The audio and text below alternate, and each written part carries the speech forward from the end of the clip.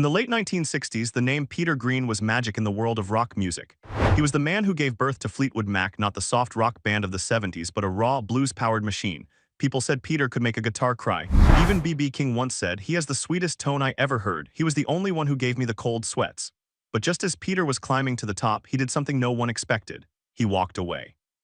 He quit Fleetwood Mac at the height of their fame. No big fight, no warning, just gone. He gave away his money. He disappeared from the spotlight. He said he didn't want to be famous anymore.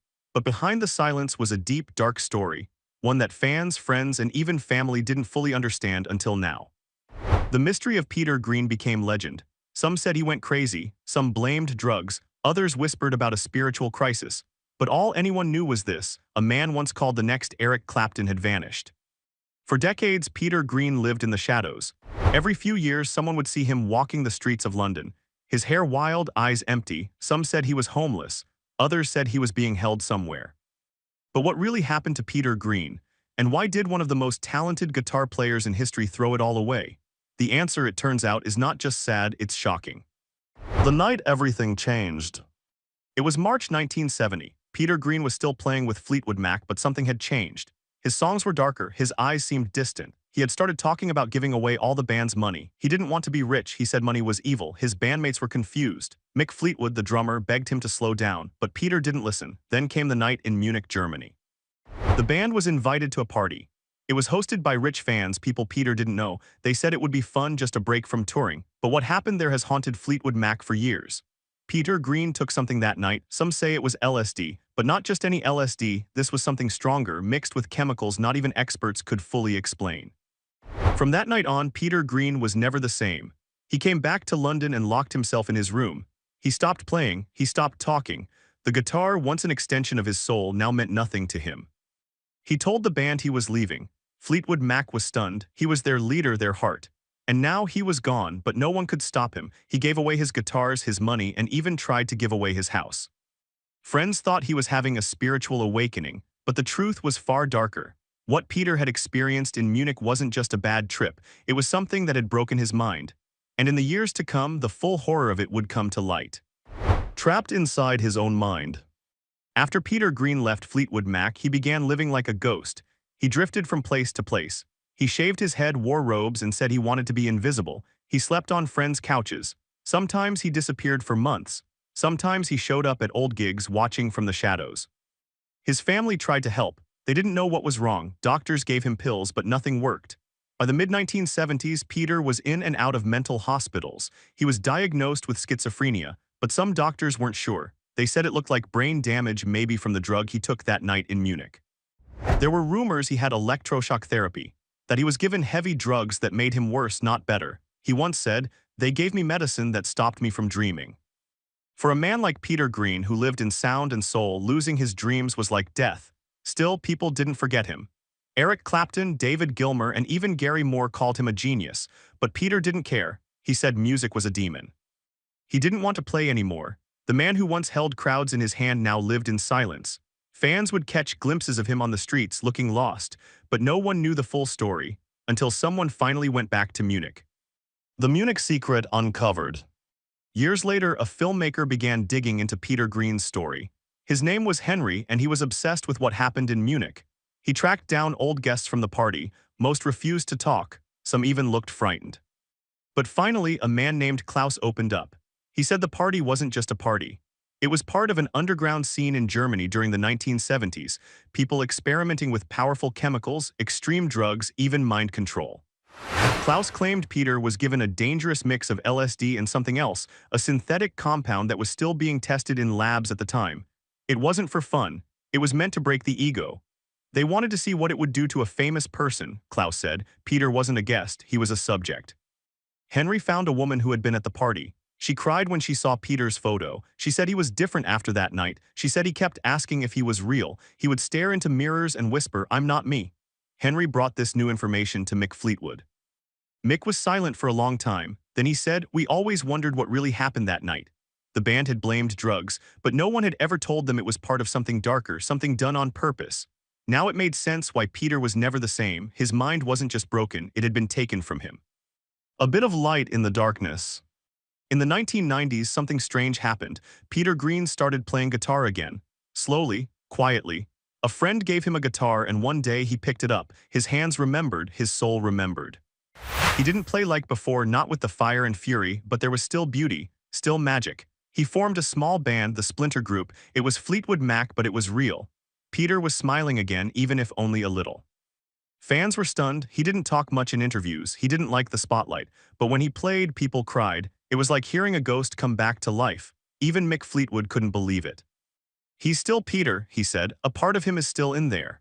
The music world welcomed him back with open arms, but deep down people knew Peter Green would never be fully back. Too much had been taken.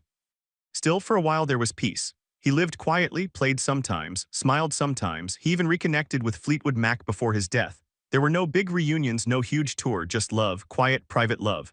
And when Peter Green passed away in 2020, the whole world mourned him. The man who vanished never really left. Peter Green didn't want fame, he didn't want fortune, he wanted freedom. But the world didn't understand him, the industry pushed him, the drugs broke him, and one night in Munich stole something no one could ever give back. But here's what matters, his music never left us. Albatross, Black Magic Woman, Man of the World. These songs are more than hits, they're whispers from a soul trying to speak. Even now, new guitarists study his playing. They try to copy his tone, but they never can, because Peter Green didn't play notes, he played feelings. And maybe that's why his story hurts so much. He was too pure for the business, too gentle for the machine. And when the world pushed too hard, he slipped away. But maybe, just maybe, that was his way of staying true to himself. He once said, "I want to be a shadow, not a star." But in the end, he was both, a shadow that still shines. And now, after all these years, we finally understand why. The mystery is solved, and it isn't good, but it's real. And sometimes that's the only truth we get. The guilt that never left Mick Fleetwood. Mick Fleetwood still remembers the last real conversation he had with Peter Green in 1970. They were sitting in a hotel room after a show. Peter was quiet, staring out the window. Then he said something that haunted Mick for the rest of his life. "I don't belong here anymore." At the time, Mick didn't understand. He thought it was tour stress or maybe another strange mood Peter had been going through. But years later, Mick confessed he wished he had listened more closely. Mick and the rest of Fleetwood Mac continued without Peter. They had hits, success, and then a new lineup that became even more famous: Stevie Nicks, Lindsey Buckingham, Christine McVie.